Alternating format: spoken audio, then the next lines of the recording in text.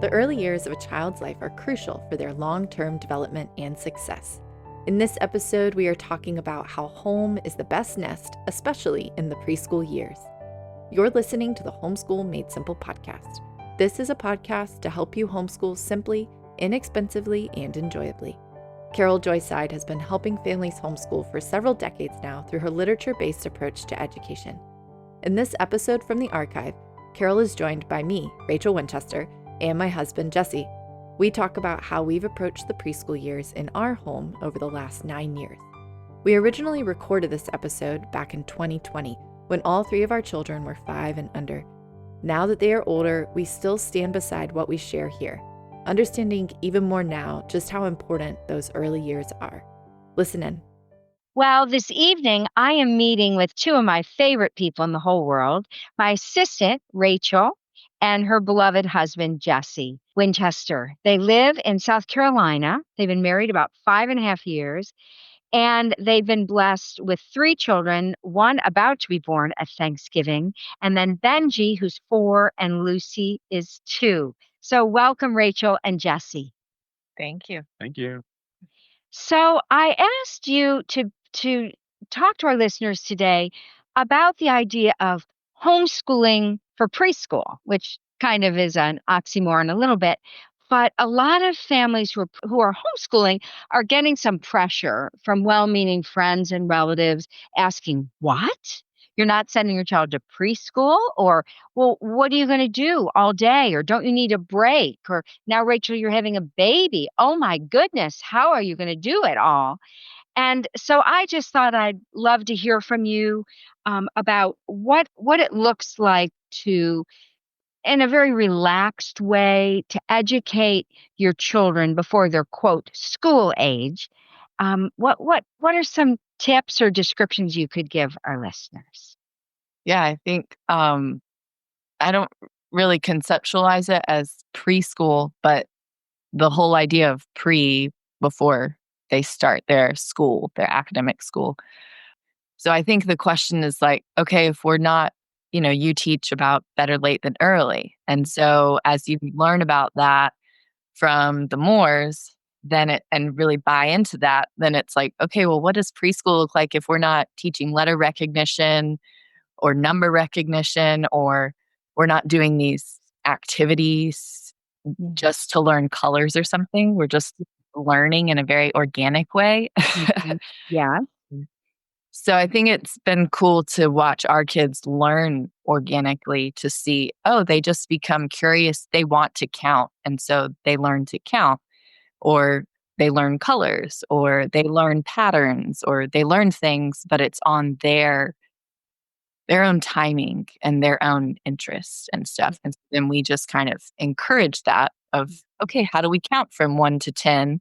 And we practice, and then they learn to count to 10, and then, okay, what's next? And then, but it's they want to know. They start counting past 10 of like, okay, 11, 13, 16, 14, and you're like, okay, well, That'll be the girls' lesson. That's good. So, Jesse, did you have any apprehension about this homeschool thing with, your kids not going to preschool? Has that been concerning to you, or have you gotten concern from other people in your lives? Well, I grew up in public school and grew up in a family of educators. So, so it's just different. It's just we live a different life than I grew up with, and that either of us were used to really growing up. So, we knew from before we were married that we wanted to homeschool our kids because we believe in it. The Lord have granted us children at that point. He did. But yeah, so not apprehension as much as just, okay, we need a guide. So we're thankful to have a guide through that. So thank you for being that. Yeah. Well, I liked the way you put first things first when you're recording. Like, you got the big decisions made early on, like, and we will be homeschooling. Yeah. I love that. It's so great. We knew, okay, big picture, we want to homeschool. We want to be the ones spending the majority of the time with our children, Yes. especially when they're really young. Then once we had kids, and then once we got past the napping every few hours stage, then it was a question of, okay, now what do we do? Mm-hmm. He's awake. He's awake the majority of the day. He wants to do things. He's into stuff. I need to get things done. What do we do during the day now that he's 18 months or 2 years old? So I think in that we felt some growing pains. And Yes.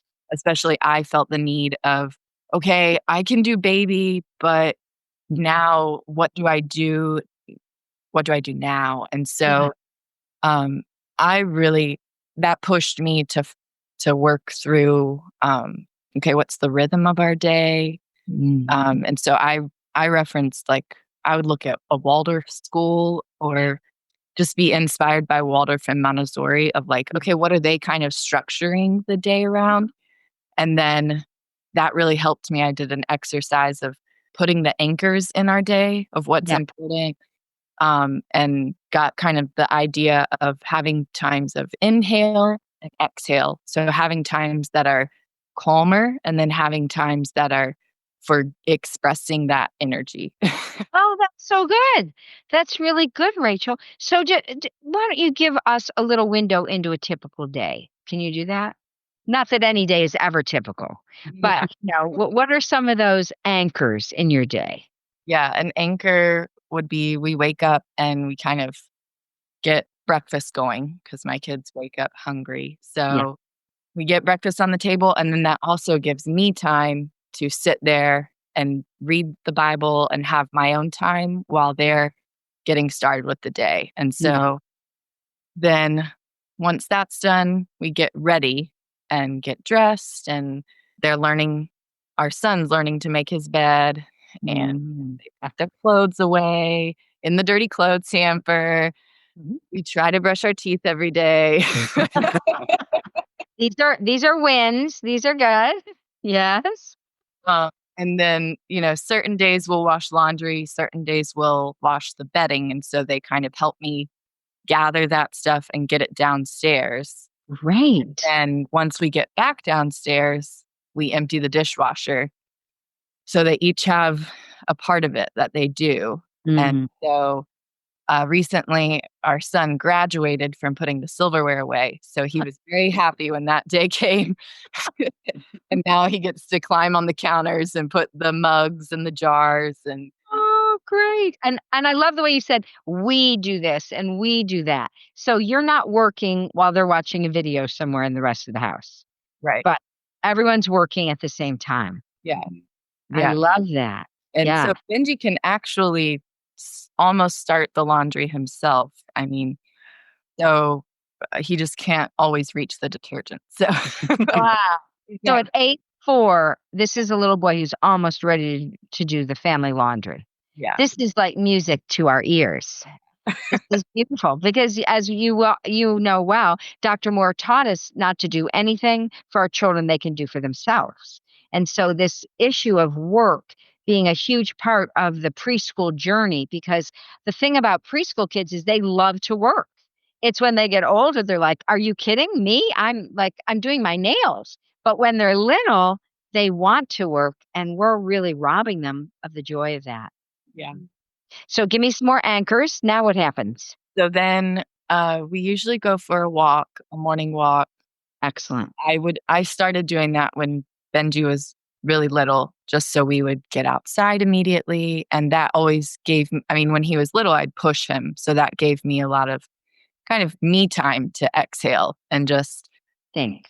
have quiet or listen to something or, just be outside together, but not have to be engaging. So I think it's an exhale for the child, but there also need to be exhale moments for the mom too, to just be together, but not necessarily have to be engaged in space. So we usually go for a walk or at least just do something outside or yard work, or they play while I pull weeds. Love it. And then we'll have lunch, and that's another. And then we have rest time, and we always read at least 3 books before they rest. And they'll usually coax me into more than 3, but I love it. I love it. and then they rest for an hour and a half or 2. And I was really kind of feeling discouraged because Benji wasn't resting very well for me. It was a fight every day. And then I heard you saying, like, you might just have to take your 3 or 4-year-old and lay down with them Yeah. and snuggle them. And then, because he usually can fall asleep, it's not that he's not tired, it's just he can't calm himself down, Yeah. So, And so getting them into a vice grip, like spoons, and then just you going, oh, mommy's so tired. Oh, mommy's so tired. You're still my baby. And then rubbing their back and lots of skin time. Yeah. And then he'll fall asleep with you. and he especially loves it when daddy's home to do that. I know. That's the best part of all. Daddy. So, Jesse, does that get to happen often? Because you're a realtor, so I know you're working very flexible. Who knows, in, out, back and forth. But does that Yeah. happen? Yeah, I've been home a good bit lately, so it's been nice to So snuggle Benji to sleep in the afternoon. Mm. And then you do some of the reading 3, 4, and 5 books before quiet time. Yeah. So keep going, Rachel. Then rest is over. Yeah, when they wake up, You fall asleep, by the way? I didn't ask you that. I usually do sleep, at least part of it. Excellent. Yeah. Then they want a snack when we get up. And so they have a snack, and then they usually want to eat it outside, and then they just play outside until Wow. dinner's ready. And then daddy comes home, Yes. and, the day really begins. Now the fun begins when Daddy walks in the door, right? Yeah. And then we eat dinner and have a little, just time to spend together, and then bath and reading, and Jesse puts them to bed. We recently also tweaked that so that it was more of daddy's thing to get. Yeah. Yeah. Tell me about that, Jesse, because Rachel told me that you made that change. Yeah, it's been very positive change in our home. I think they look forward to it. I mean, they still cry for mommy, but I think they're always going to do that. Yeah. Until they're 30. But, yeah, I think they look forward to it because I take them upstairs. They get a bath. Then we usually both get them dressed, but then mommy tells them goodnight and leaves. And then I read 3, get coerced into 4. And then we pray together, and we take turns praying, and I sing them songs and kiss them, and it's just like a really sweet, tender time for us. And I enjoy it a lot, because we weren't doing it that way for so long. I would leave and mommy would pray with them and to sleep and whatever. So it's been really good to take that on and have that time with them. So yeah. That's so significant. Daddy ending out the day, laying hands on the children, blessing the children. JJ Side here. If your kids are burned out on math worksheets like mine were, I'd like to take a minute to tell you about CTC Math. Our 4 kids range in age from 16 down to 8 with totally different personalities, but for the last couple of years, they've all been loving CTC Math. The founder, Pat Murray, teaches simply, concretely, and quickly. And best of all, he makes it fun. All my kids now enjoy doing their math. I'm watching them grow in confidence along the way, and I love that they get to go at their own pace, gain a sense of mastery over each concept before they move on to the next one, and then easily go back and review what they've forgotten whenever they need to. Give it a try for yourself with a free trial at ctcmath.com. Are you wondering what to do for the preschool years? While we don't believe you should use in utero flashcards or teach a 4-year-old to read, the first 7 years of a child's life are crucial for their physical, spiritual, and intellectual growth. Our early education bundle will teach you the essential groundwork every parent needs to lay in the early years. This bundle includes Carole's parenting seminar, Let the Little Children Come, plus 2 interview-style conversations with Carole and JJ. They discuss what to do for preschool and the important role of nature and play in our children's lives. After listening to the Early Education Bundle, you'll know the simplicity of what your child needs most in these early years. This resource will give you practical instruction for raising children with eternity in mind. Use coupon code PODCAST at checkout to receive 15% off your order. Visit our online store, homeschoolmadesimple.net/store, to get the Early Education Bundle today. And are you reading anything good? I know that you have a heart to catechize your children and really disciple them. Are there any things you want to share? Maybe some other dads? Well, we started at the table. We started reading. It's the Bible storybook by David Helm that you recommend. Story. The Big Picture Story Bible. I adore that book. Okay, so that's published by Crossway. Love it. We had trouble for years trying to find a children's Bible that we adored, and now we have one. So it's a great resource to have. They love it. They look forward to it. They're like, "Daddy, you forgot to read," and I'm like, "Oh yeah, I'm trying to eat too." So we read that at the table. So that's been really good, just to kind of bird's eye view the Bible story, and it's a very appropriate for even Lucy, who's 2. Like I was wondering. So even Lucy's engaging with this. and it's not so detailed that you're having to remember dates and names, and it's a good overview of the Bible. So It is. I love that book because it has a ribbon in it. So it's designed to be just read part of at a time. And I love that book. When my little granddaughter was naughty as a little child, there's a CD that used to come with it. Now you have to go online and download it. But her mommy would say, Isley, I think you need some alone time. And so she'd put her in her little junior bed, and then she'd put that CD on, and Isley memorized the Big Picture Story Bible. And it's a powerful book. Yeah. I think it's a great, it has 26 parts. And so we borrowed it from the library just to see what it was like before we purchased it. Yes. And so we've already read through it once. And so I also feel like it's a really great way for them to get the whole narrative of scripture in a short amount of time. Within a month, you can have read it day by day. And so they start getting familiar. If they recognize Abraham's name, they know Jesus, his name, they know characters.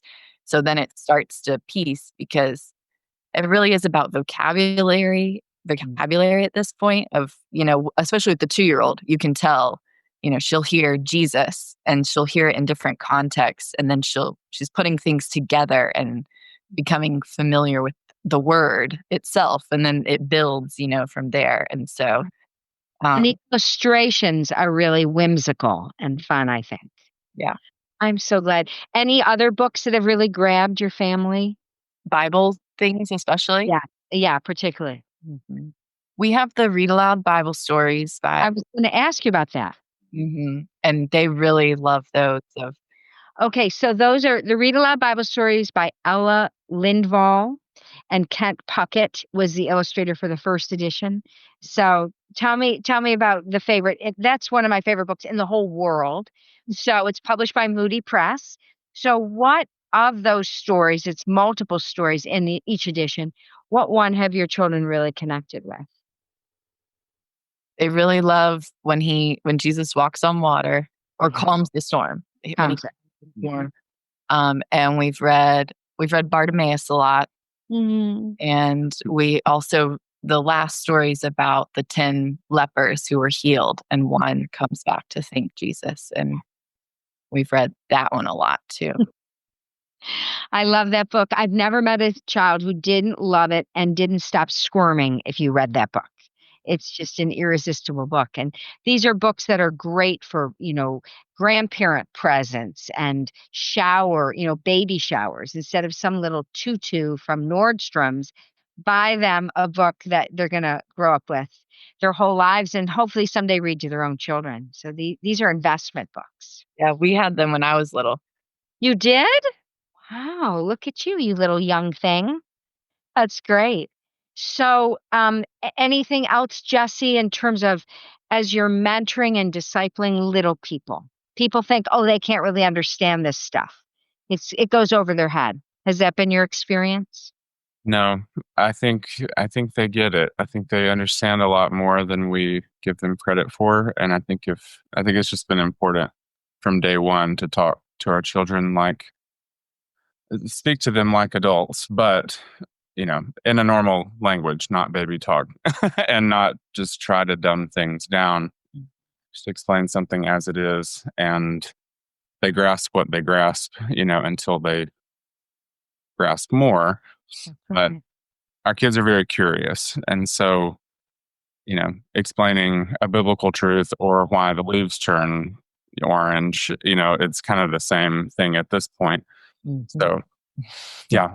It's challenging because our children can be so far ahead of us and they ask such deep questions.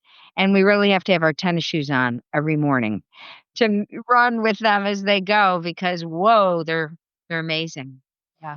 So, Rachel, you and I talked a little bit about this idea of character development, habit development. Anything that you and Jesse want to share about that? I think the whole idea of habit, I read some of Charlotte Mason's writing. And so she kind of talks about, the first 6 years being a window of time before, I guess that's her preschool, would be Yes. 1 through 6, and so she kind of has this ideal of what that would look like for the children or what they need to learn in that time. And so that was really helpful for me. And so her emphasis is on nature and then habits. And so basically, if your kids can spend a lot of time outside and you can help them develop positive habits, then they're ready. What kind of habits? Like, what do you mean by habits? Talks about habit of attention, like helping them learn to focus and to get something done. But even too, like a habit of obedience. That really helped me to be more empathetic with my children of, okay, some of this is just a bad habit of they've just gotten in the habit of digging in the pot over and over and over again. They would go out on the front porch and just take all the dirt out of a pot that I was trying to grow rosemary in. And I couldn't keep it alive because they kept pulling the dirt out of it. And I would spank them and I would punish them and I would do everything I knew to do. And it didn't matter. They would just go right back to it. So it just, I eventually got rid of that. But also, it just helped me be more empathetic of this is just a habit that we've got to break. They've got to stop doing it, They have habits of disobedience naturally. And so we just need to learn habits of obedience of when we speak to you, we expect an answer. Yeah. Expect you to do what we say or to look at us or just, kind of all the ways that we interact together are really habits that are formed, but we don't think about them like that. But that's what they are. And so just kind of focusing on, Charlotte Mason basically recommends mothers to focus on one at a time and then just be really consistent, even about the habit of cleaning up after themselves. Yes. And so reinforce, it's really hard to let your kids do the work that they are capable of doing because I have to think about it. I have to help them develop that habit of putting the toys away or cleaning up the driveway before daddy gets home or making their bed or all these things they're capable of. But it requires effort on my part to train them to do those things. But if you pay your dues now, you will reap for the rest of their lives, right? Yes. Yeah. So pay now or pay later. Yeah. All right. As we close, Jesse, talk to me about socialization. Aren't your children horribly antisocial or inept socially? They're not with their other little 2 and 3 and 4-year-olds. How are they going to learn to be kind or respectful or hardworking? Yeah. So church is important. I think they know everyone at church, but also being connected outside of the home to the church. That's big. But then I think they're outside a lot, and we're fortunate to live in a neighborhood. So people walk by, people stop and, hi, Benji and Lucy. They're like here and vice mayor of our town, basically. So, we just teach them to say hi once, don't say it 10 times. That's weird. So, say hi, ask what is your name, tell them your name, just teaching them. I think preschool is just kind of like human 101, like just learning to be a person. Yeah. There's work to do. There's people to say hi to, so yeah, like they're socialized. We also have family nearby. So they socialize with cousins and aunts and uncles. And Yes. So, of course, my question was facetious because your children are the most social children right. in America. But people would be like, well, how do you socialize your children? Who socializes your children? And the answer is you do, right? How do they know all these things, Jesse? It's because you and Rachel have taught them these things. And it's really common sense parenting. It's what people have done since the beginning of time. But you're doing a great job, and your kids are so secure, confident, happy. They're learning how to work, how to be respectful. They're learning manners. You are their best teacher. But Dr. Moore used to say, you are your children's first and best teacher. And that's what you and Rachel are doing in your home. And we're all going to reap the benefit as they go forth into the world and bless people everywhere they go. So do you have anything else you want to share, either of you, with these young families that are kind of sweaty palms? They're like, I don't know. I was thinking about Jesse does a really good job of getting the kids, especially Benji, because he's very physical. And I think a lot of that is him being a boy, and then also the type of boy he is has caused many times where I'm like, I don't understand you, and I need you to I send him outside a lot because he really needs that. But Jesse does a really good job of just bringing him, they cut grass together, bringing him into the projects that he's doing. And because Benji is so eager to work and especially do the men's work, That's right. A project that takes 30 minutes might take 3 hours. I know. They're trying to be helpful, but they're more work, more trouble than their help. But in the end, it will yield fruit, won't it? Worth it. You're doing a beautiful job, and it's so fun to watch you, having known you since before you're even married, and now seeing you as a happy family of 5. And it's such a privilege to see the fruit of this philosophy that you've really embraced and done your homework, you've done your research. You're the kind of people that you take your Christian lives very seriously. And so your parenting, you also take very seriously in a fun way. But you're not just going to be like, yeah, whatever. But that you really have put your heart and soul into raising your children, and it shows. So thank you both so much. Jesse, you want to close us in prayer? God, thank you so much for this time. Thank you for just giving us the opportunity to talk about our most important job, raising our kids. And thank you for that opportunity. Thank you that you have blessed us with a family. Thank you for Carole. Thank you for my wife and my 3 kids.